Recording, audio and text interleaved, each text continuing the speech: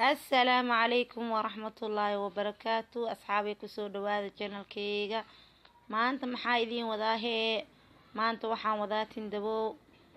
نشقد فضود أو قروح بدن أما أنت رواينا إذن لو ذاك أصحابتي دقاليغا نشقدان وقيب كور إيهوس تينت وكالبرينا مركي أن كالبرو laba qeybood aan daba qeyb kore iyo qeyb hoose qeybta kore waxaan rabaa wax yar inaan sheeneeyo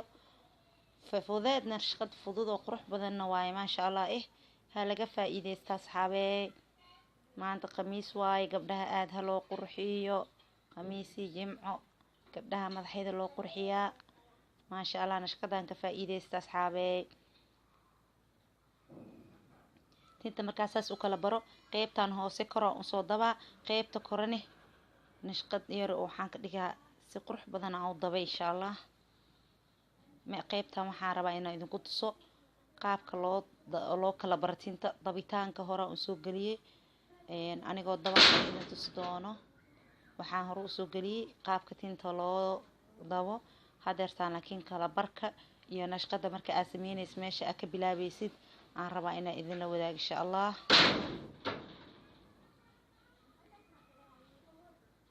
waa kana asxaabay waan soo dabay labada dhinacaan ka soo dabay waxaan rabaa inaan idin fahamsiiyo tinta markii aan rabo nashqadan inaan u dabo hal dhinac hadii aan ka bilaabo aan dhinac kale ku geeyo tinta ma isla simeyso ma iska hor imaanayso qaab qurux badanna ma ku noqonayso way kala dheeraanay xogaay laakiin waxaa la rabaa inaad gees ka dabto hadana geeska kale ka dabto saas isaga hor keento marba dhinaca ka dabto marba dhinac marka ka dabto iska hor imaanay quruxay noqonay hadda waa u jeedin labada dhinac baa soo dabay hal dhinac daba hadana dhinac kale dabay hadana dhinac kale taa qaybtiisa labada daba xabadiisa labadan daba saas isaga hor keena quruxay noqonay markaas qaabka uu dabaay la idin tusinaa dabitaanka ma idin tusin doono kala barka iyo waxaas la idin tusinaa insha Allah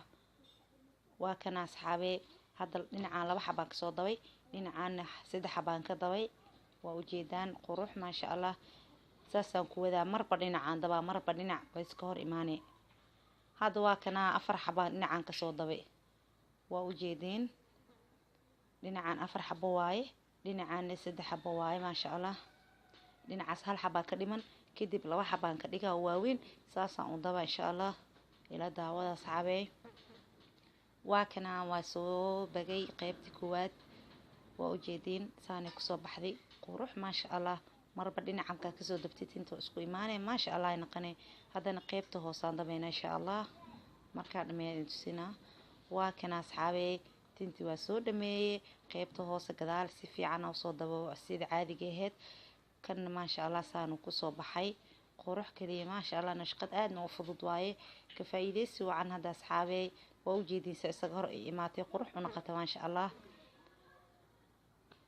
halaga faa'iideysto hadii aan ugu cusub tahay subscribe aysan ku dhaafin fiidiyoosha soo galin doono